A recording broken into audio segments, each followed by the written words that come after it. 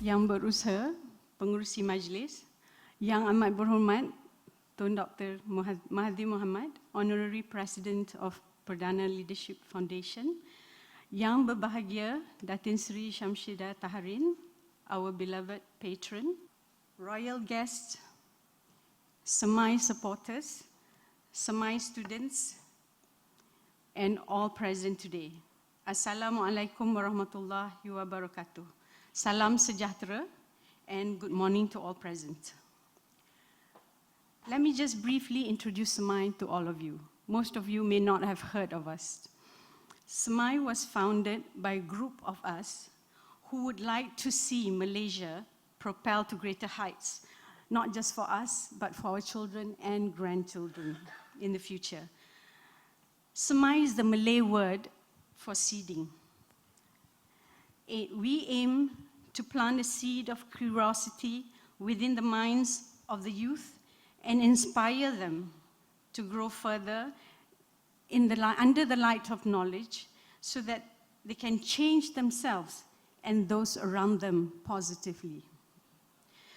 We are a social enterprise that started formally just about a year ago, although the discussions have taken place a few years before that. We basically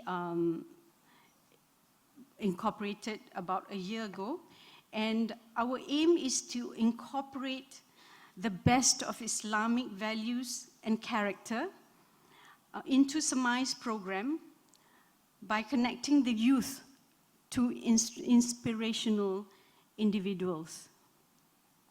Our programs are targeted to youth the age of 16 to 21. Through the social experiences that they have, we hope they will be motivated to think more critically, make better informed decisions, and hopefully becoming more conscientious and reflective in their decision-making process. Our program falls within three categories: pemikir gemilang, pelaksana gemilang, dan pereka gemilang. So far, in our short span of existence, we have successfully delivered 2 programs under the Pemikir Gemilang series: a night at the planetarium last November 2018, where we gave a first-in-a-lifetime experience for 80 young people to spend overnight in the planetarium while exploring Islam and the sciences. The theme was to boldly go where no one has gone before. The experience was priceless, and the participants took full advantage of the facility within the planetarium to explore the stars and spy on the moon, and did various experiments in the process. Knowledge of the creation of the universe helps us understand our place and our purpose better.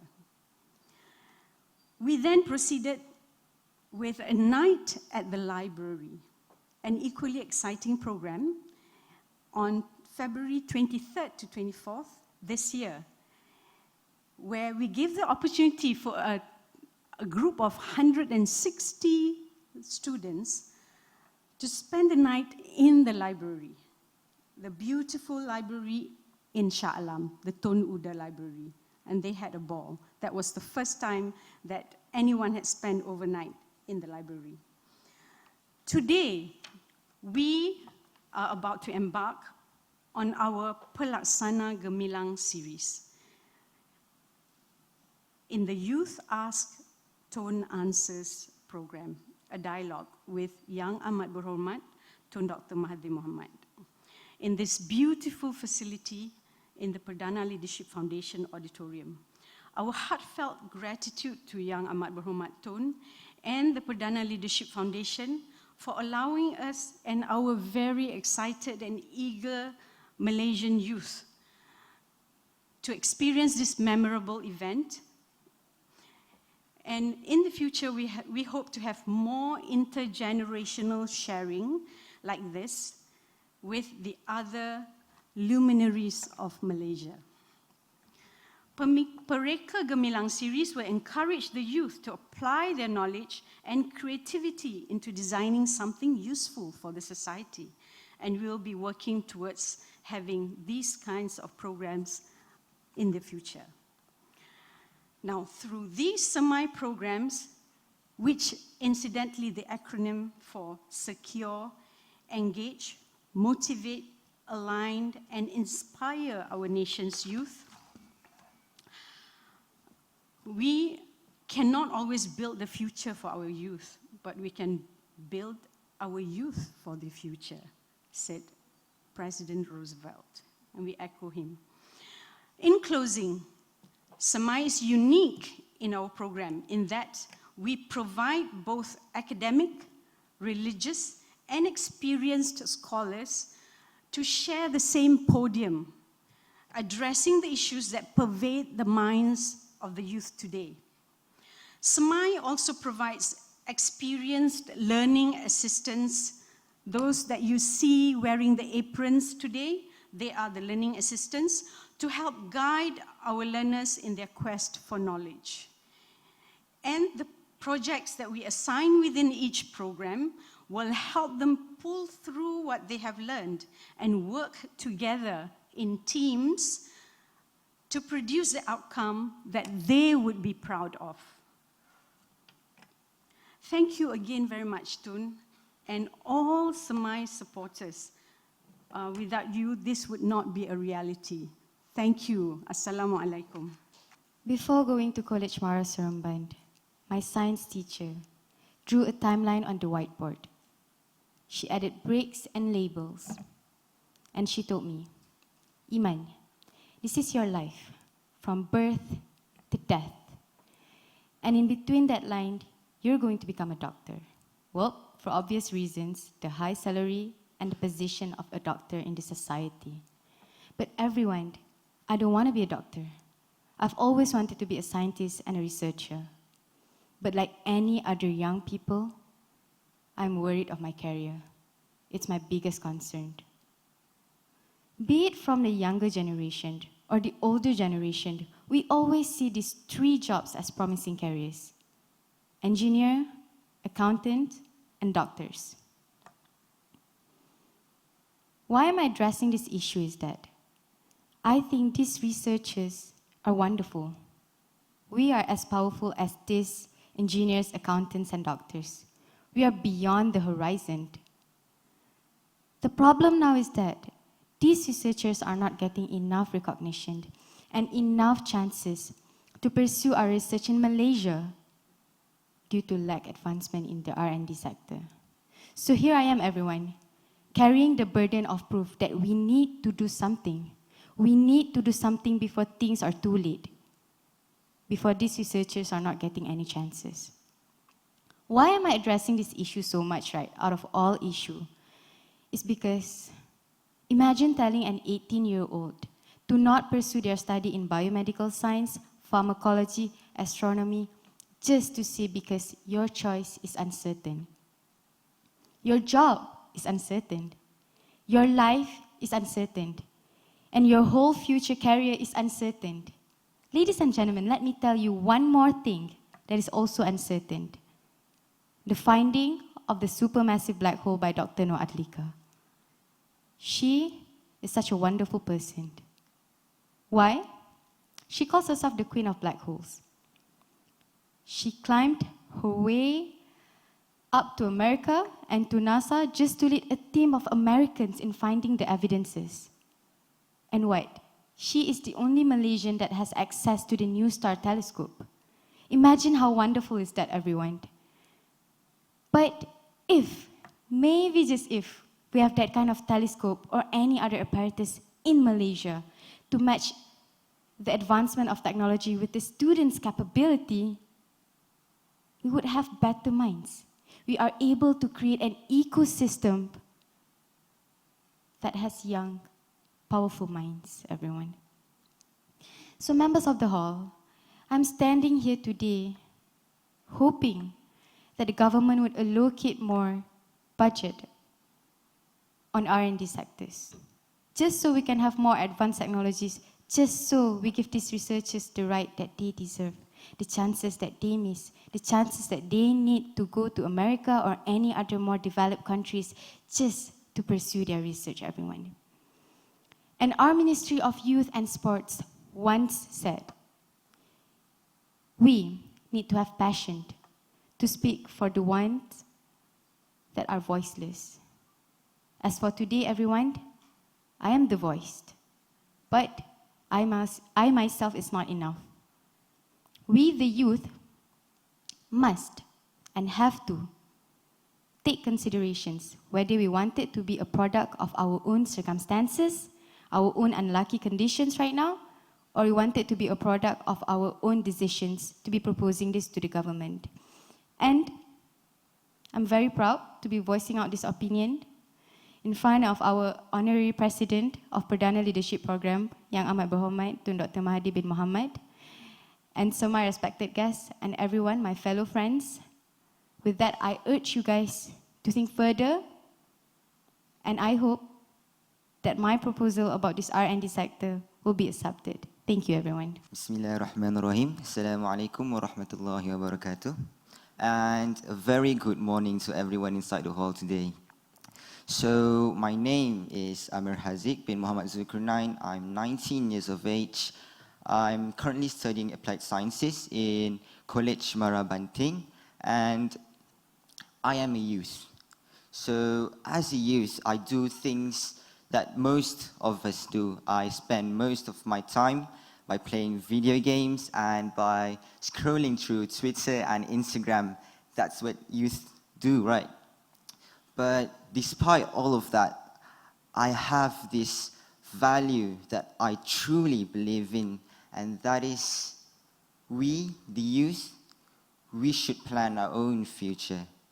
Some of us, we want to be graphic designers, and some we want to get into hospitalism, for example. However, we have this certain problem where our parents, you're expecting us to be doctors, to be engineers, to be lawyers. So please, I'm requesting, please let us do things that we are passionate about.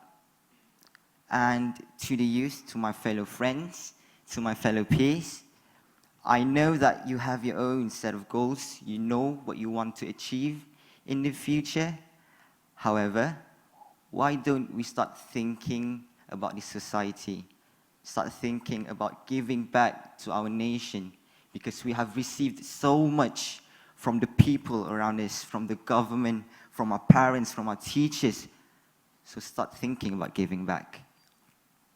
And the second issue that I'm going to touch on is about the manners of the youth. So I do admit that the manners of the youth right now, it's quite awful.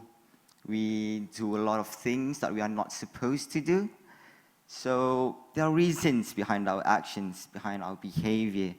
It's because we are influenced by this major factor called peer recognition. We want to be recognized by our peers.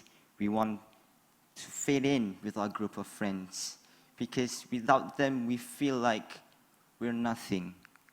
However, I want to request, there's this small request of mine. Please do acknowledge that there are some differences between your generation and our generation. We want to fulfill every expectation of yours, but please give us time to develop. And we want to prove that we are the future of Malaysia. But in order for us to do that, perhaps we can work together. We can cooperate together. From your guidance, from your experience, plus the energy of the youth, perhaps we can move towards a prosperous country, inshallah. So basically what I'm trying to say is that we, the youth, we have so much potential within us. We have so many things that we want to achieve in our lives. I mean, the sky is our limit, right? So help us reach that sky. That is all from me. Thank you for listening. And this is Amir Hazik bin Muhammad Zulkarnain, and I am a representative of youth. Last year alone, already 10 different articles on the stigma surrounding mental health was published.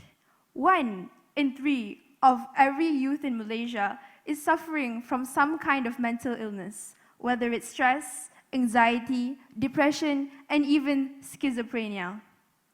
So before I start, I want to see a few raise of hands. Who has experienced this, and how many of you have a personal friend that is going through this? Ladies and gentlemen, this is your proof. Assalamualaikum warahmatullahi wabarakatuh, and a pleasant day I bid to all. My name is Raya binti Hussein. I'm from Sekolah Tun Fatimah, and I want to break the stigma. Today, I'll be talking about how youth culture is affecting our mental well-being. The answer is simple. The reason why is social media. Social media is the very ecosystem that is accelerating mental illnesses among our peers. Of course, everybody in society has a gadget, no matter a child, a teenager, and even adult. But what makes it different for our generation is that we are constantly pressured by the idea of fitting in, by the idea of being a part of subcultures and trends. And in this case today, these subcultures and trends are romanticizing mental illnesses. Trends like depression memes, sad boy hours, and sad Tumblr, yes, they do exist, and every day we are going through it. We're scrolling down the feed, and we are constantly exposed to things like this.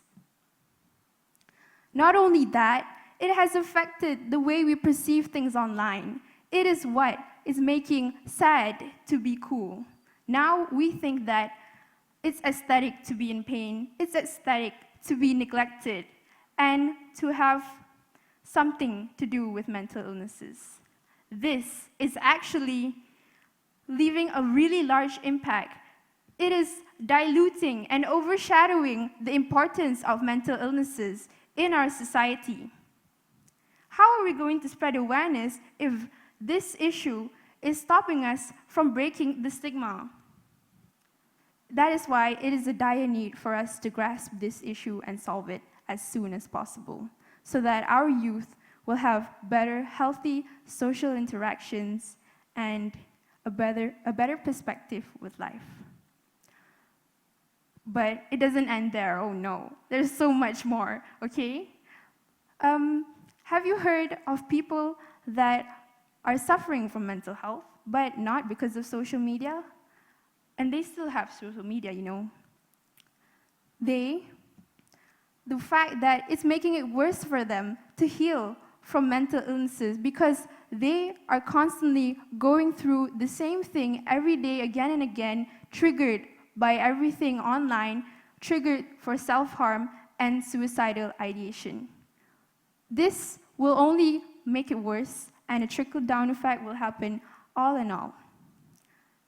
But of course, we need your help to stop this. So I would like to propose 2 things, which is, first, I would like the government to establish a research group and therapy center for digital detox so that we can fight our negative relationship with technology. This not only will break addiction from our peers with technology, it will also get rid of our horrible boyfriend, which is our smartphones. Okay? And the second proposal is we incorporate curriculum of cyber wellness in our syllabus. We'll go by 3 basic principles, which is respect to self and others, positive peer values, and also responsible use of the internet. By incorporating netiquette, cyber safety, and good behavior online, this will be the solution to what we think is a forever going problem. With that, I would like to ask you to join forces with us to make the cyberspace a better place. Thank you for your time. So, Assalamualaikum and a very good morning to everyone today. My name is Zahin Arif bin Saiful Azian. I am from the land below the wind and today representing College Mara Seremban and also the youth. A common problem nowadays faced by us, or more specifically students who are taking their higher studies, is repetitively filling up the same forms again and again.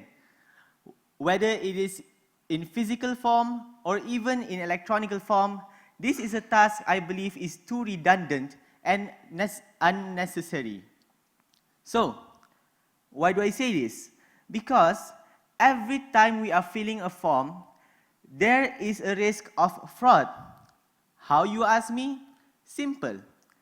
An example is a student could cheat their way into getting a scholarship by simply faking their parents' salary.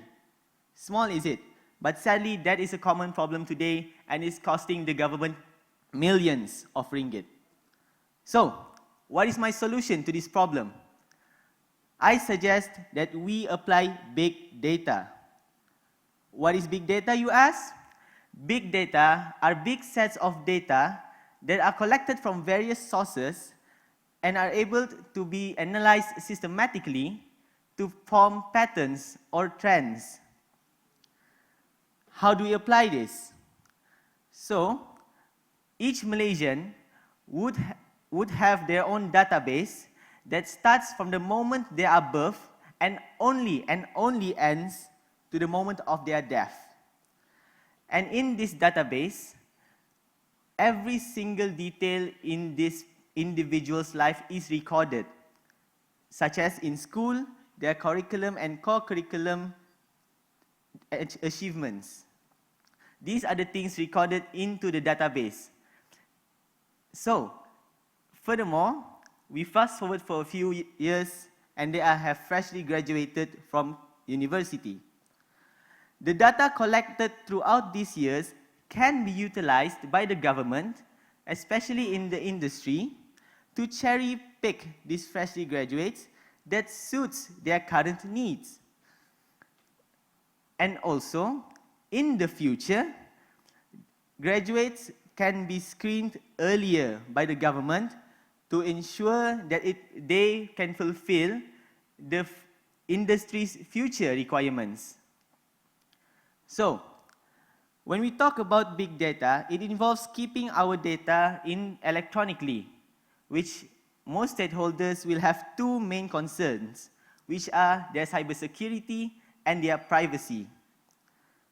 So, because of this, there should be a focus to address this issue aligned with the development of technology. In conclusion, I believe that there is a time and place for everything. And I believe that in Malaysia, the time for big data is now. So my proposal to the government is to make big data bigger in Malaysia. Thank you. That is all from me.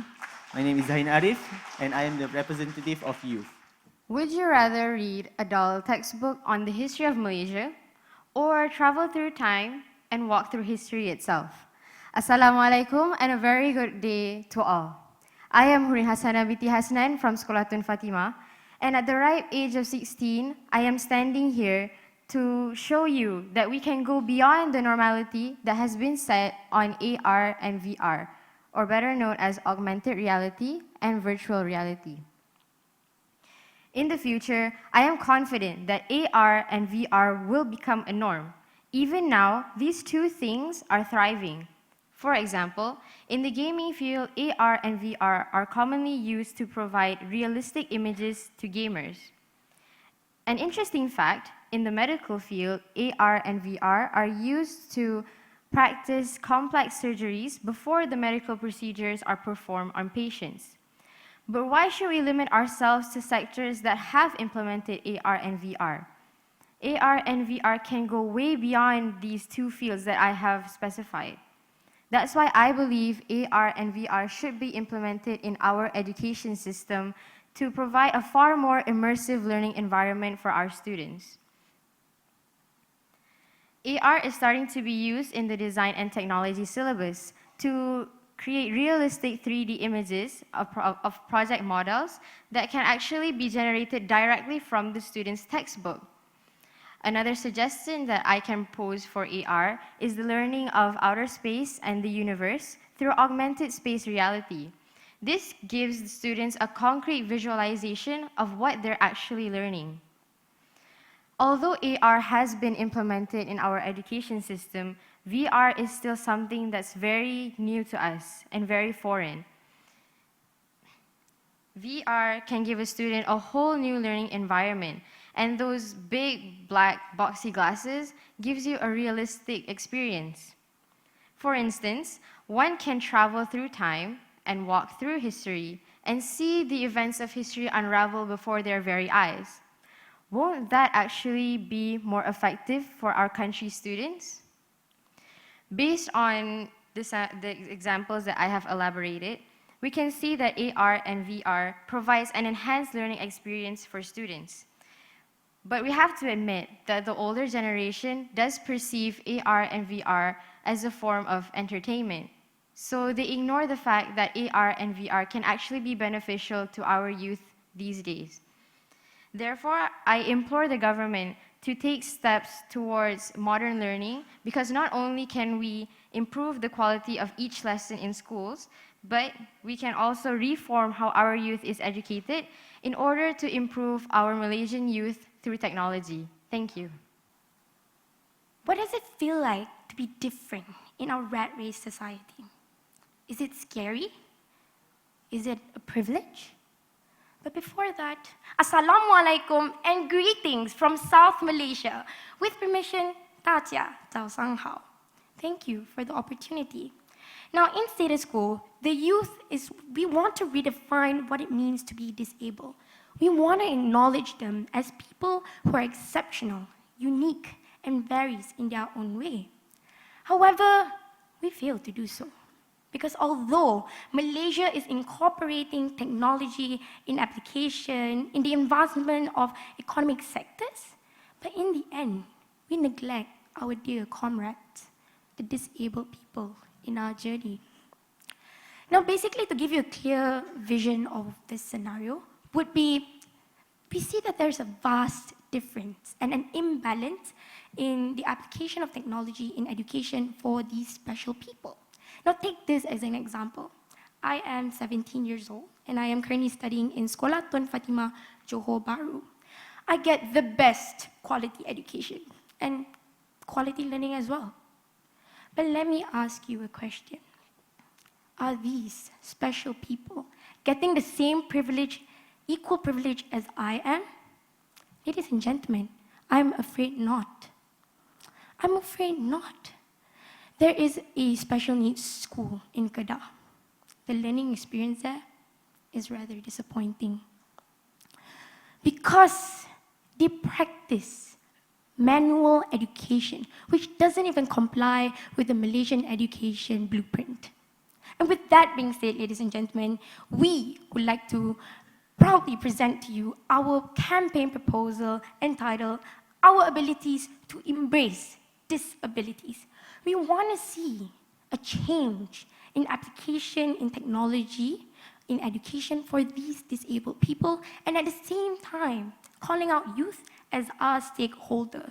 Now, our solution basically consists of three main objectives. Firstly, we want to gather youth to spur new ideas in order to create a better awareness among youth to push the agenda forward. Secondly, a fast, immediate action is definitely needed, simply by planning a courseware. Simple technology, but very effective. Now, we believe that if more youth are involved, then only high technology can take place. Therefore, the vision of wanting to implement virtual reality and basically augmented reality in special need class course will turn into a reality. And at the same time, encourage fun learning process. All things considered, we strongly believe that if our solution is implemented, it is possible that Malaysia will set a good role model in empowering equality, and not just in region, but globally too. And with that being said, remember, the next time you see somebody, don't look at their abilities, but look at their disabilities. With that, 谢谢. Bismillahirrahmanirrahim. Yang berusaha Pengurusi Majlis, honored guests and participants of the Samaya Nilai program, boys and girls, ladies and gentlemen. Firstly, I would like to thank the organizers for inviting me and giving me the opportunity to say a few words to the audience. Frankly, I'm scared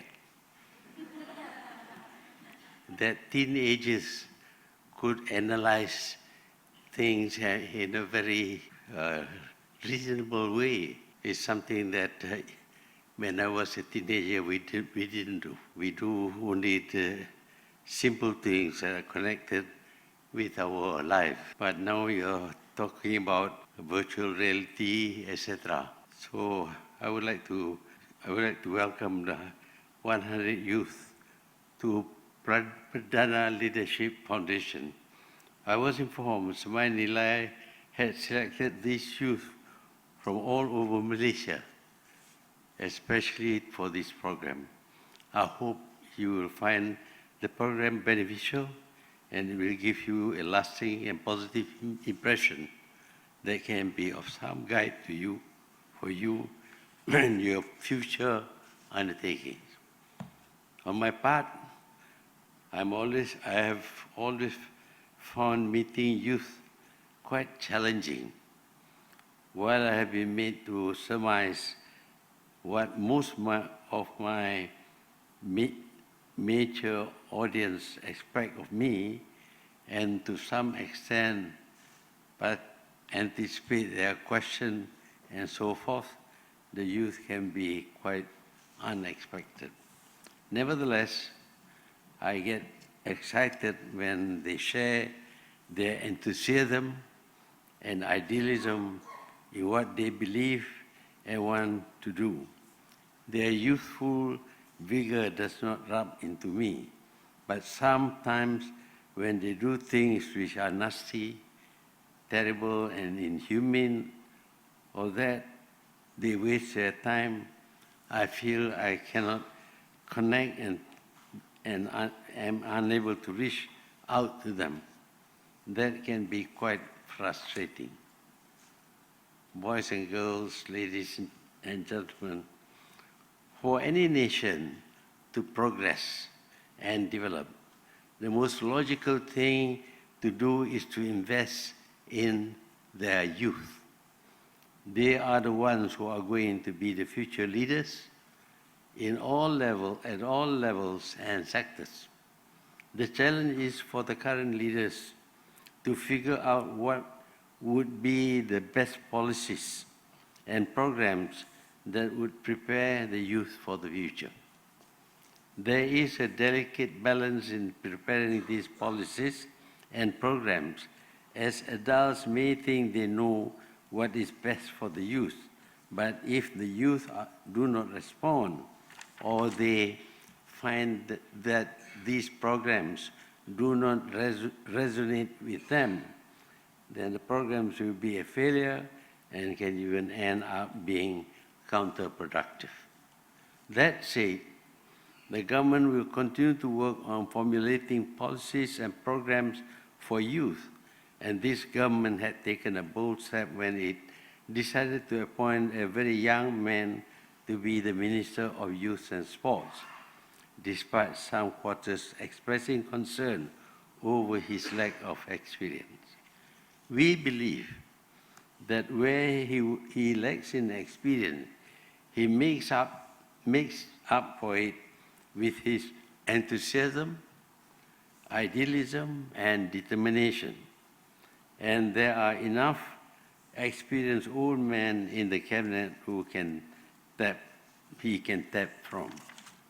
Hopefully, he will major and discover much experience in leadership, and hopefully impart them to the youth coming after him.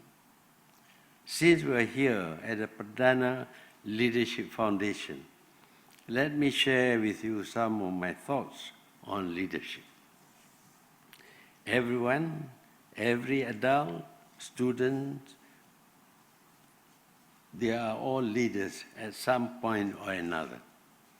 You are a leader if you have younger brothers and sisters. You are a leader if you have you are a class monitor, a school prefect, or the captain of your school football team. And when you start working, of course, you will start at the very bottom and have many seniors to report to, but you will eventually climb the employment ladder and end up a leader. In other words, leadership is a lifelong learning and experience. The issue is how you fare as a leader. What kind of impact do you make, and how much of your leadership has touched the life of others? For our leadership to be effective and meaningful, we must possess some basic qualities and subscribe to certain values. Only then can we espouse leadership by example. It simply means that how can we ask others to do certain things if we ourselves are incapable or not following what we expect others to perform. So for someone to become a leader, he or she must possess qualities that other people held in high regards, and they would then be inclined to follow.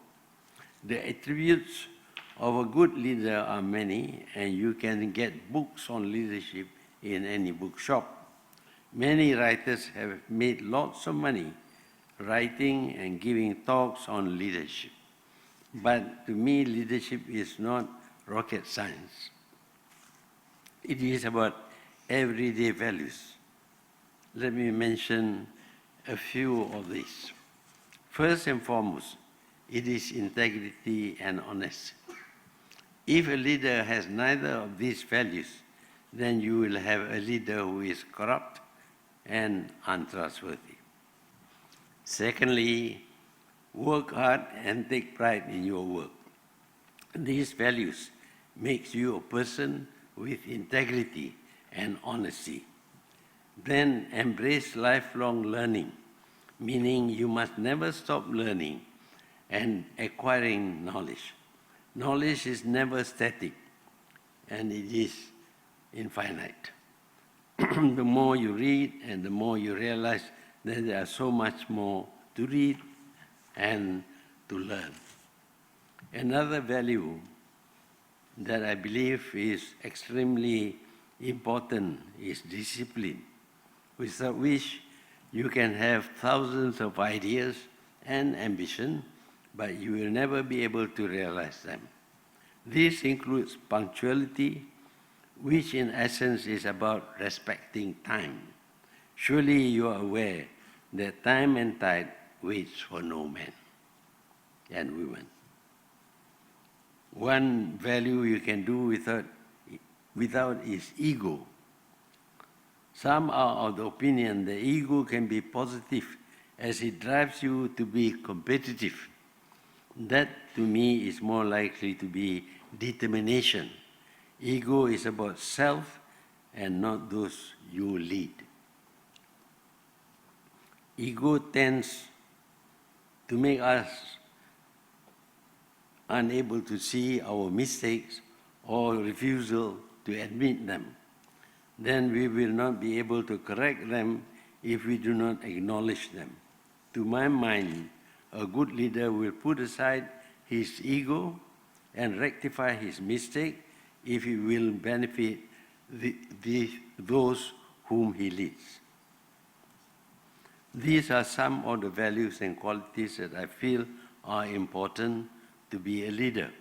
The list, of course, is endless, and you will discover them as you traverse life from youth to adulthood.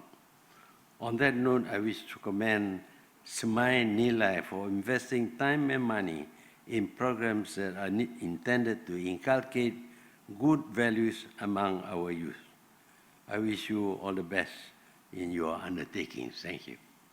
I think, Tun, earlier I think there were the six presenters. The first person, the first student, was suggesting that there ought to be more allocation to R&D, right, for the kind of technological advancements that they are speaking about, and in order to create an ecosystem for young and powerful minds to thrive in this country without going abroad.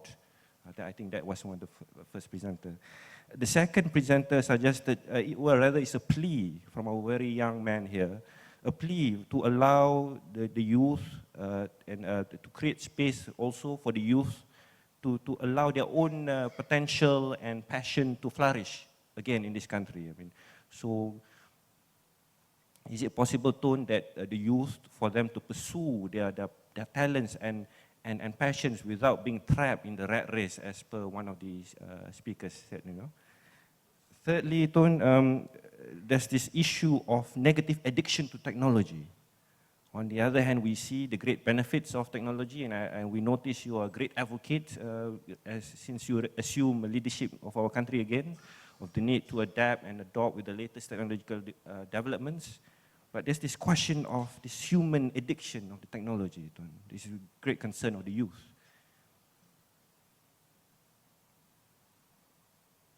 The fourth presenter very interestingly talked about augmented reality and virtual reality.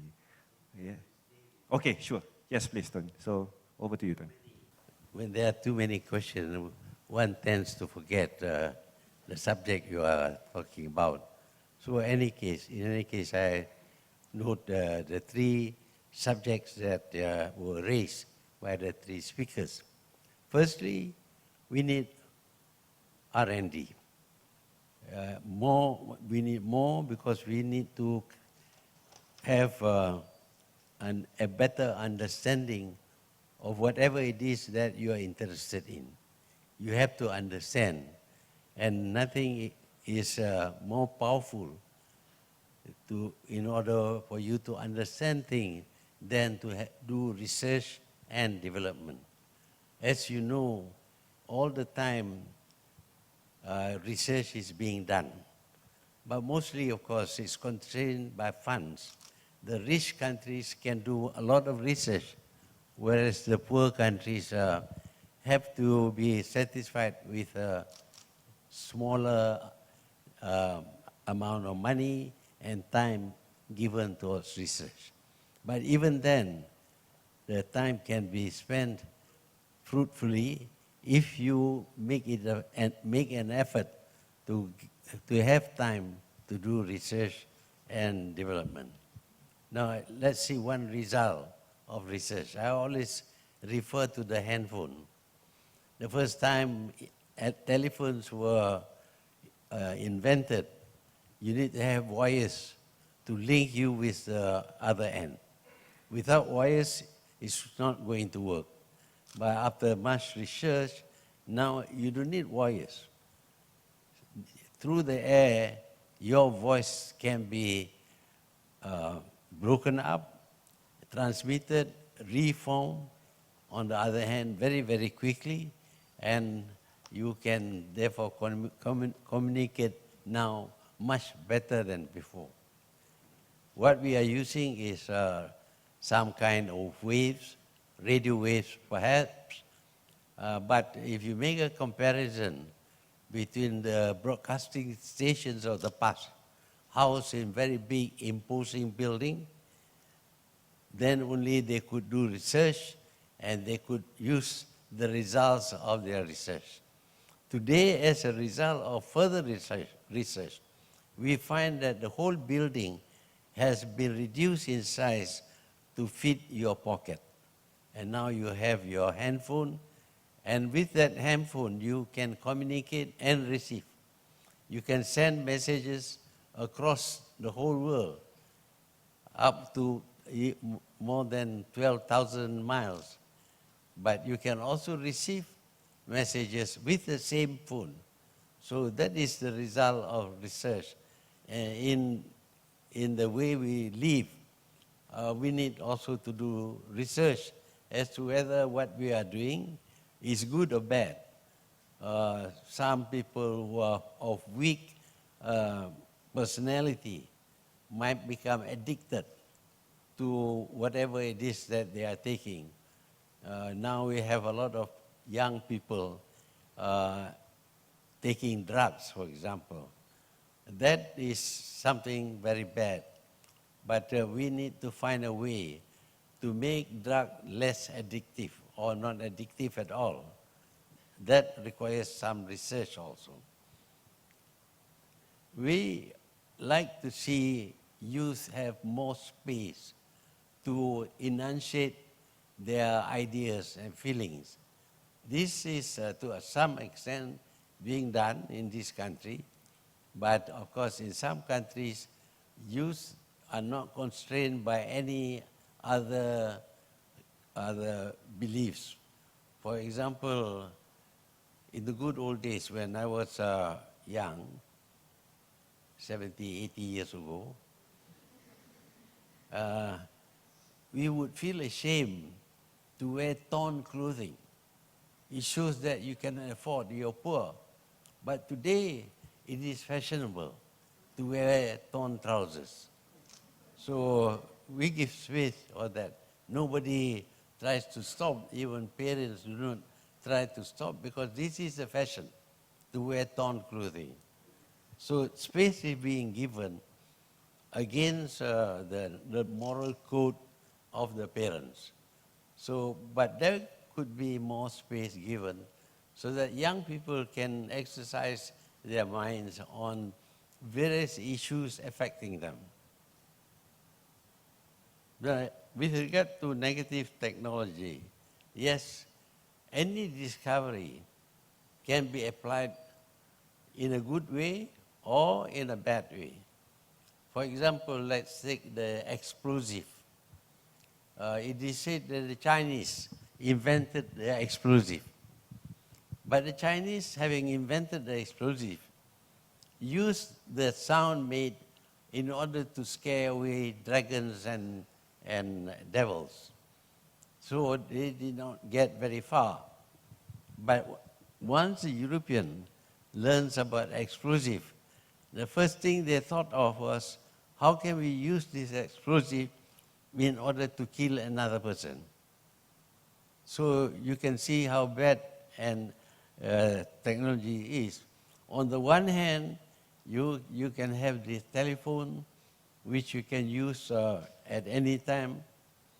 On the other hand, if you are addicted to drugs, for example, that is the kind of freedom that is affecting youth negatively. Some, of course, would go down completely, while others may be able to overcome their addiction and come back into reality. So it is very important that we accept technology, but we must accept the better part of technology and not the part that will do harm to ourselves.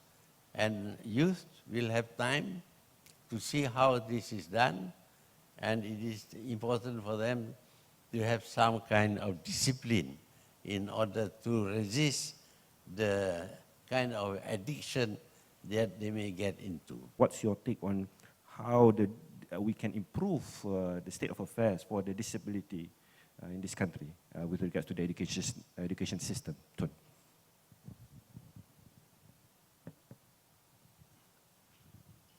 Well, nowadays we have so many new things being done, new ideas being thrown up, that sometimes it is not fully understood to the extent that you may use some of these new ideas wrongly.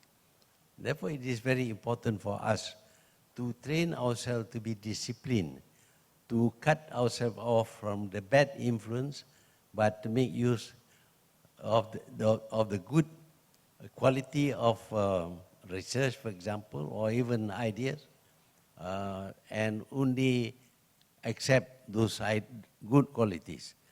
So one of the places that you learn about life is, of course, when you are young, it is a school.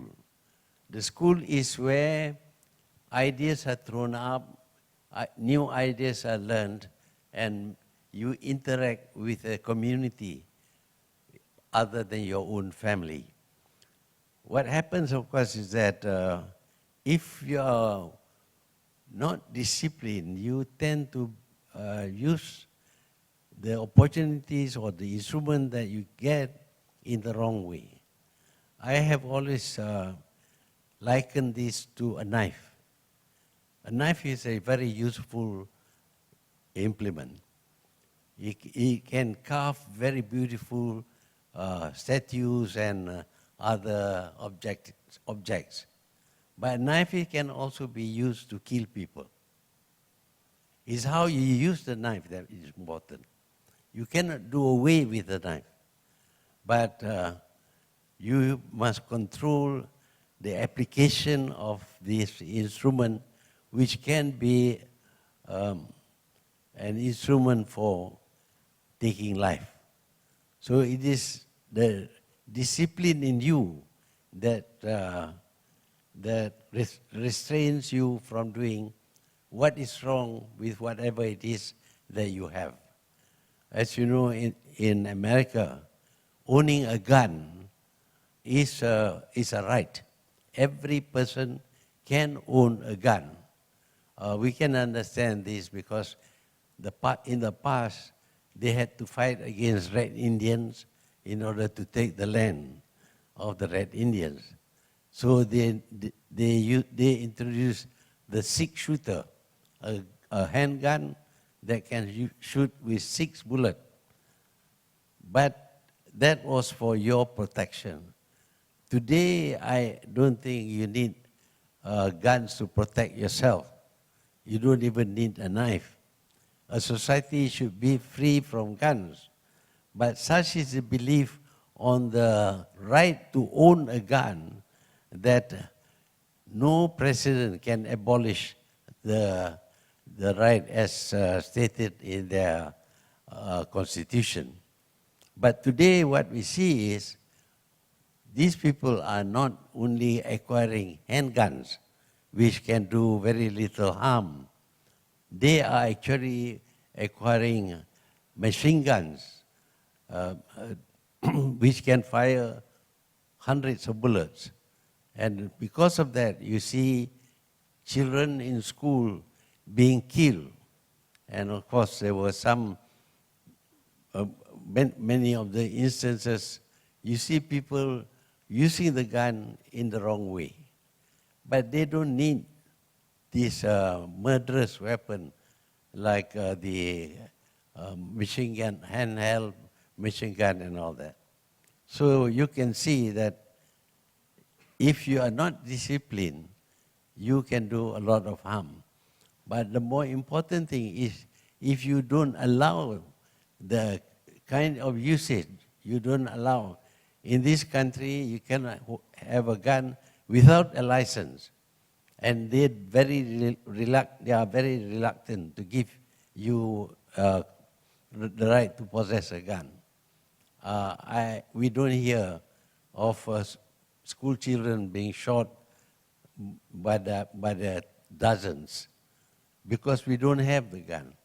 It is the person, if he is not disciplined and restrain his feelings, then we will see no harm, although the weapon may be very harmful.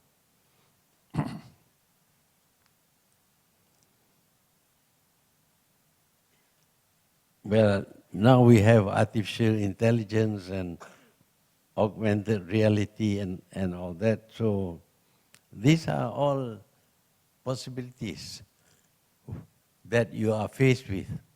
And you have to learn how to apply in the correct manner and not abuse the strength or whatever it is that you have in the wrong way. As much as we have the rule of law, which in a way protects us from the bully in the community. Before there were laws, the strong will take what they will, and the weak must yield what they must. So that is a country without the rule of law. But once you have laws, obviously you become more civilized and you don't misuse whatever power that is given to you. And as a leader, of course, you have more power than the followers. And you have to exercise that power in a proper way. Thank you. Assalamualaikum and a very good morning, Tun. My name is Sita Khadijah binti Muhammad Fuad. I am 17 years old and I am from Kistas, College Islam Sultan Alam Shah Klang.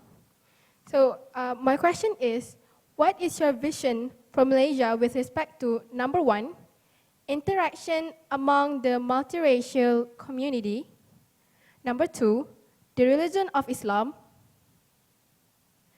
and number three, Malaysia's diplomatic relations and what relevant action should be taken? Well, whether we like it or not, this is a multiracial country. And if you stick to your race alone and you are interested only in the well-being or in the success of your race and not for others, obviously there will be confrontations. In Malaysia, fortunately, people are not violent. Even if they don't agree, they don't resort to violent action. But in some countries, whenever people disagree, they do the extreme thing. That is, they fight and they kill. But in Malaysia, we hope that we can bring all the races together, principally beginning with the schools. In the schools, the three races, plus the tribes in Sabah and Sarawak, should go to the same school. That is the ideal situation. Unfortunately, this is resisted by a lot of people. And since we have a democratic country, we cannot just ignore the objection of people. We have to remember that they also have a right. So in this country, we have three different schools. We have the national school, which uses Malay for teaching. You have the Chinese school and the Tamil school.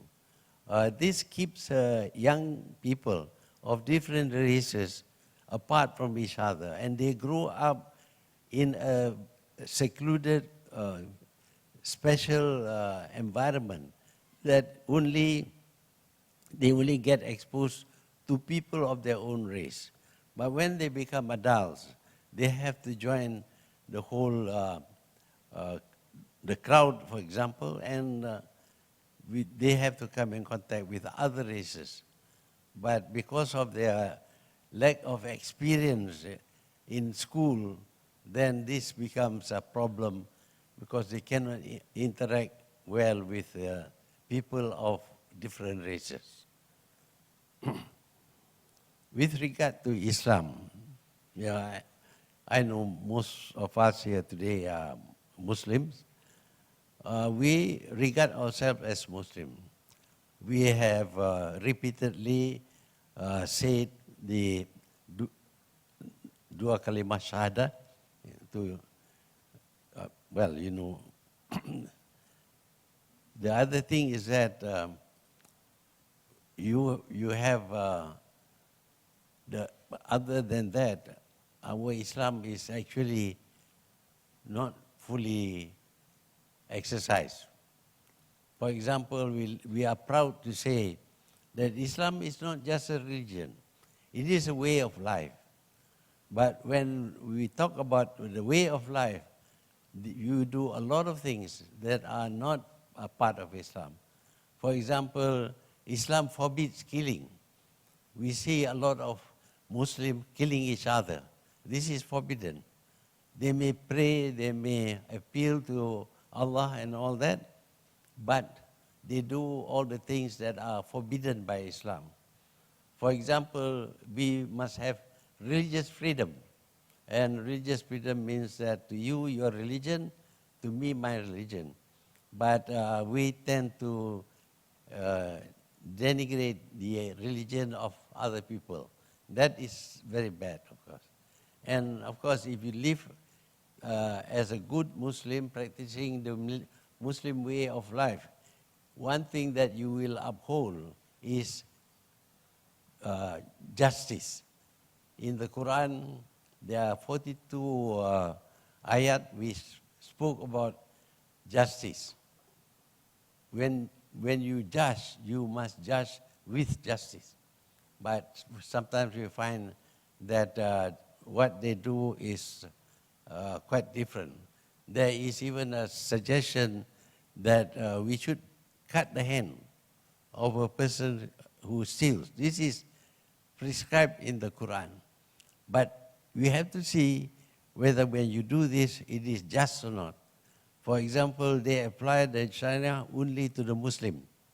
What happens when two people of different religion commit the same crime?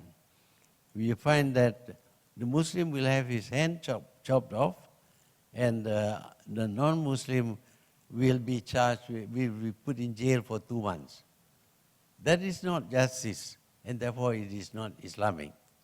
To be just is very important, but it must be something that is acceptable to your own religion.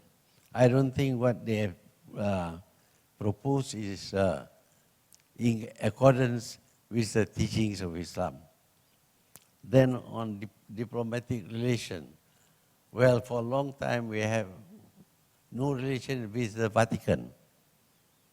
And we still don't have any relation with Israel. There are good reasons for that, because people were not keen to have the relationship. So we have to follow the wishes of the majority. So we have no relation with Israel or with the Vatican before. Now we accept having a diplomat in the Vatican and having a representative from the Vatican as a diplomat in this country, as an ambassador in this country. So actually, our Islam is confined only to what gives us merit in the next world. We are always taught that you must pray, you must fast, you must give zakat, and also you must perform the Hajj if you can. But we do all those things because the benefit comes to us. We gain the merit. But other things that are insisted upon by the Quran, we ignore. For example, the ability to protect ourselves is very important. The Islamic community must be able to defend itself.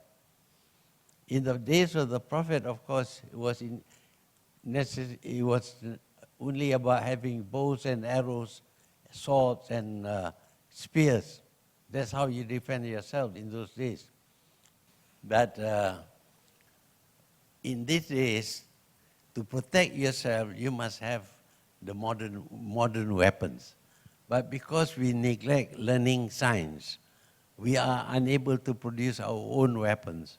We have to buy weapons from others.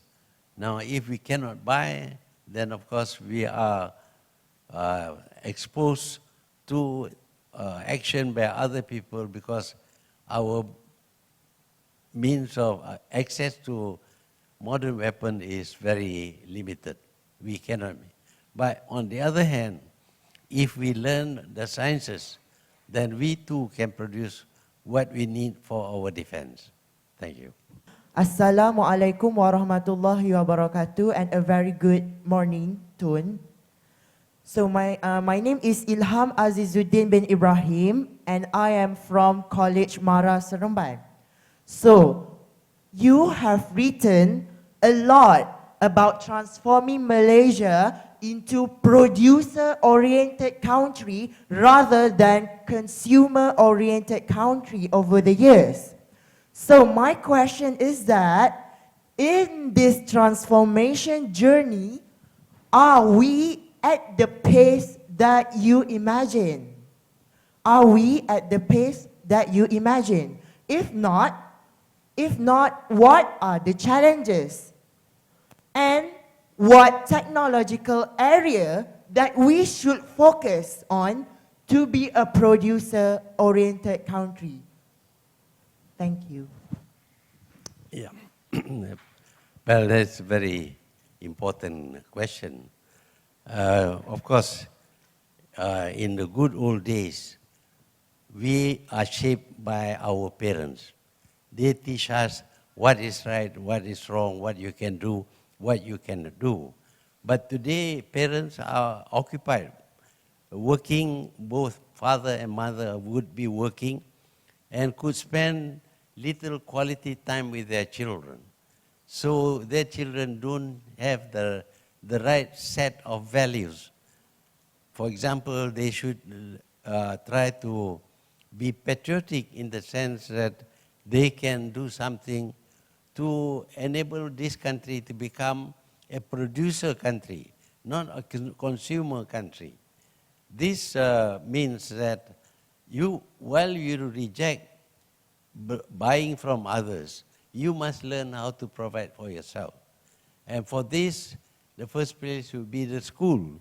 In the school, you will learn all the sciences and mathematics, which would enable you to make things by yourself and not always depend upon imports. But we find that Malaysians, even if they produce themselves, they do not buy. For example, the Proton car is not very popular now. At one time, 80% of the market was occupied for Proton, but now it's only 17%. Not because there is any decision, the product are bad, but somehow or other we have this feeling that local products cannot be as good as imported product. And now what we do is we buy foreign cars. And when we buy foreign cars, what happens, of course, is that our money flows out. And if money flows out from this country, then we will become poor. That is why it is important that we feel that we must contribute something towards the well-being of our own country. And when you buy local, you are helping the money to stay in this country. We will not become very poor. But if the habit is to buy foreign simply because we believe that foreign goods must be better than what we produce, then of course we will in a way become less strong economically. But if we have some feeling that we should contribute towards the growth of our country, the best thing you can do is not to buy from other countries, but to produce for us to sell our goods to other countries. That is the best way to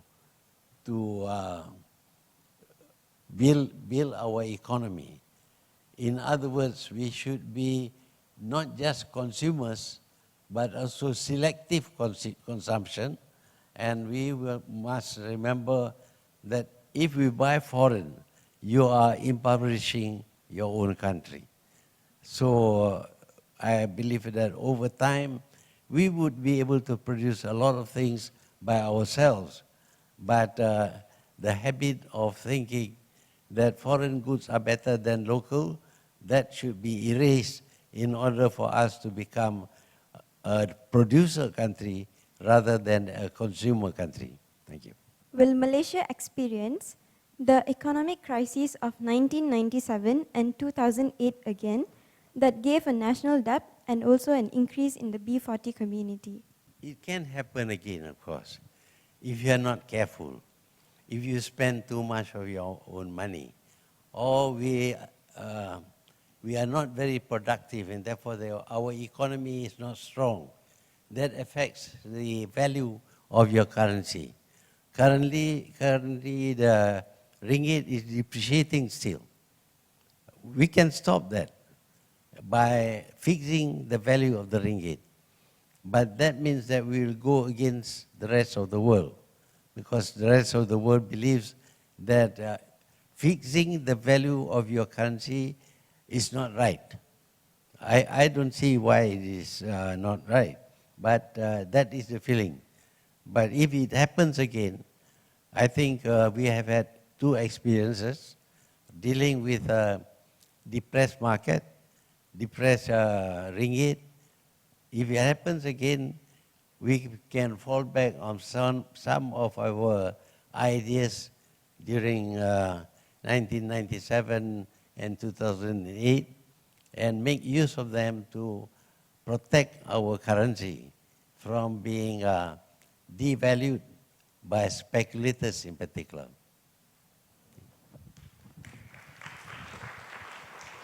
Can we have the gentleman on our left? What the youth need to prepare in order to achieve their vision without being shaken by external factors? And the second question is, who is Tun's role model that makes Tun still enthusiastic and able to carry on to be the Prime Minister? Thank you. Well, of course, if you are prepared, then you can handle things much more successfully. But in order to be prepared, of course, you must have experience, you must be taught the right values so that you react in the best way, and generally you should be able to constrain yourself. When you have a lot of money, you can spend a lot of money. When you don't have money, you have to be very prudent in spending your money. The same applies for the nation. If the nation has become poor, we have to tighten our belt. We have to live at the level that we can afford and not more. If you do that, then I think the youth of today will be able to grow up and face crisis and be able to handle the crisis. Secondly, with regard to the role model for me, would I be right if I say that the Prophet is a role model, the best role model? Do you know why I say the Prophet is a good role model? He was able to change the Jahiliyyah, the uncivilized Arab, to become, over the years, the most powerful civilization in the world. At one time, the Islamic civilization leads the rest of the world. They were very good in science, in medicine, and in other things. So, obviously, for a Muslim, the best role model would be the Prophet himself. But for me, there is also another person I regard as a good role model for me. It is a man called Peter the Great of Russia. That's quite far from the Prophet, isn't it? But this man, Peter the Great, Russia at that time was a very backward country. It was not at par with Western Europe. But Peter wanted Russia to be as powerful and as advanced as Western Europe. And he forced upon them various practices in order to make them more civilized in a way. So it is Peter the Great who made Russia a powerful nation, the second most powerful nation in the world. It began with him. He was able to convert the minds of his people to accept the things coming from the West, the values coming from the West. And since then, Russia has made advance, very, very rapid advance, so much so that it is perhaps the next most powerful nation compared to the rest of the world. Now, we in Malaysia, we need to change the mindset of the people. we know that there are three societies, three races in Malaysia, but their development is not equal. Some are, one race is very, very rich, another race is very, very poor, and if we want to make the poor rich, giving them money is not the answer. It weakens them. They become totally dependent upon the government. But if you put in them the right values, then they will bring themselves up and catch up with the rest. Right values such as hard work, diligence, right values such as discipline, amanah, all these are good values, good Islamic values. If we make these values our values, then of course we can achieve greater advancement. So for me, since the Prophet was able to change the mind of the Jahiliyyah, the ignorant Arab, until over time the Muslims became the highest civilization, much more ahead than Europe. The civilization of Europe, of course, took a lot from the Muslim world. But that I admire, I think of the Prophet as my role model, not that I want to become a prophet. I don't think you will accept me as a prophet. But to try and change the minds of our people so that we have all the right values that will enable us to succeed in our endeavors. Currently, we find that a lot of foreigners come to this country. For example, we have about 2 million Bangladeshis in Malaysia. Why are they here? They are here because we do not want to work. They come to do the work that we do not want to do. Eventually, perhaps they will stay in this country, and we have a fourth race. We have Bangladeshi, Malays, Chinese, and Indian. Why? Because you don't want to work. You look down upon that kind of work, or you consider it dangerous. So you don't do, others come and they do. And the reason why today we are multiracial is because way back when we were under the British, we refused to work in the rubber estate, we refused to work in the tin mines, and other people came from other countries, and eventually, of course, they insist that they are a part of this country, they are citizens of this country. But you are unable to say no to them because you are very weak. You can't chase them away because they are contributing towards your lifestyle. But on the other hand, if you allow Bangladeshis to come by the millions here, very soon we will become a part of Bangladesh. That will be what happens. So for me, a leader who can change the whole of his country to become a very modern country, very powerful country, is a good model for me. Not about the atrocities that he committed. I don't have to do that. But trying to change the mindset of people so that they can be more successful. It is exemplified by the way Peter the Great changed the mind of the Russian. Thank you. If you were an 18 years old and you're facing the critical stage of socioeconomic uncertainties and the advancement of technologies, what would you do? Do everything I can to improve the situation. See, when I was 16 years old, I was studying in school, of course.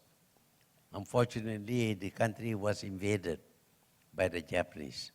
So I could not go to school. I could go to a Japanese school, but I thought that these people are going to lose anyway. So why should I learn their language?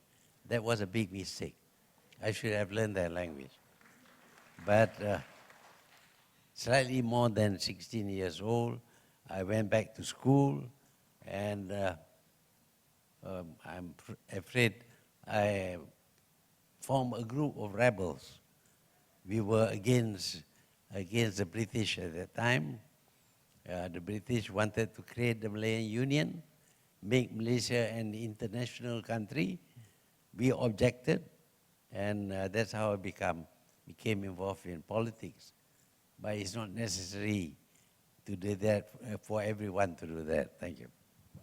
The world as we know today, we are engaging in the fourth industrial revolution, and we know that the usage of AI to be implemented in everything that we do is becoming more and more significant. And we do know that Malaysia needs to be part of this fourth industrial revolution.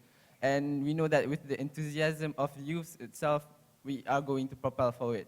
So I'm asking, what will be the government's plans and initiatives to motivate youth to be more involved and engaged with the fourth industrial revolution itself? Obviously, we must have a good education system that stresses the need to know science and technology and mathematics. These are very important subjects for us to understand how artificial intelligence works. At the moment, of course, we are trying to, but we are not still left far behind by many countries. We have some help coming from Alibaba, for example. They have mastered the essentials of the artificial intelligence. We would like our schools to focus on that. But of course, some people say that we would be neglecting Islam. What has happened is that because we want our people to know the religion, the national school have become practically Islamic school. They are not focusing on the kind of knowledge that you need in order to adjust and accept new technologies. We are now trying to draw up a new curriculum for the school. We will give proper attention to religion, but we cannot expect everybody to become a priest or an ulama. What job will they take? They don't understand the workings of new technology. But new technology also comes to us not in our language. It comes to us in another language, mainly English, which is why we want to change the teaching of math and science in English. If you don't understand English, you may know some basic science, but you will not know understand how to apply artificial intelligence in creating new products. So the government will now, for religion also, they are not teaching the right religion. They are not teaching about how to be a good Muslim. They are sometimes quite divisive. That has to be corrected. But we must focus on this new sciences, in particular the work of in the old days, when you have a television set, you have valves inside, big valves. They will light up inside. But nowadays, the valves have been reduced in size so that on a microchip, 1,000 valves can be printed on it. So how does it happen? How is it that you are able to print transistors rather than produced in the old way? So our education system must switch more towards science and math without, of course, disregarding religion. Religion will be taught, but in a proper way. Thank you. How do you feel about the this group of students, Tun? You feel very hopeful in terms of their abilities, their talents, their thought processes? Frankly speaking, they speak English much better than me. And they are, without having to read the speech, which I did, they were talking off the cuff, almost. They know what they want to say, they understand the environment in which they live, and they obviously have very clear ideas as to what should be done. The only problem, of course, is that they are not able to implement it themselves because they are not running the government. The government is run by somebody else who won the election. But I would like to stress this. There is always this request that the government should do something. The government should give money and a lot of things. We have become government dependent. We don't think about doing things by ourselves. We must think first as what do I do for myself? What can I do for myself? If you have that kind of attitude towards life, that you want to be independent even of the government, then I think you are going to succeed. The government can shoulder certain things only. We can build the infrastructure, we can provide the schools, the teachers, but after that, the people still talk about what can the government do for us. I visited Kedah recently, and there was a lorry driver who became an entrepreneur. He decided with the small savings that he had to buy a piece of land and to grow nanas, pineapple, to grow pineapple. Today he is a millionaire. He never asked the government for anything. And when he gave talks to a lot of youth, how he was able to look after his own business. At the end of his speech, his talk, he was asked, what is the government doing about this? You see, this man never depended upon the government, and yet he can become a successful plantation owner. We must always try to avoid looking for help. It's better to think about what you can do.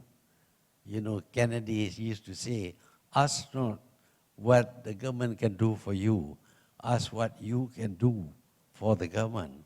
But we are not asking you to do anything for the government. Look after yourself first.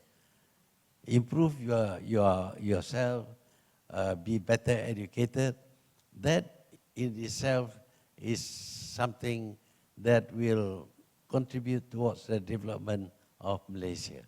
So I'm very impressed by the speeches made by the 6 people. They were speaking English. I thought people don't learn English anymore. Somebody have been hiding and learning certain things that are forbidden. But anyway, I congratulate you. In the future, I congratulate you for your fluency in delivering your speech and the contents of your speech. Thank you very much, Tun. Once again, on behalf of Samaya Nilai, the organizers, we are very grateful for the time that you're making for this perhaps potentially life-changing experience for many of them, inshallah. Thank you once again, and our prayers for you, Tun, always, inshallah.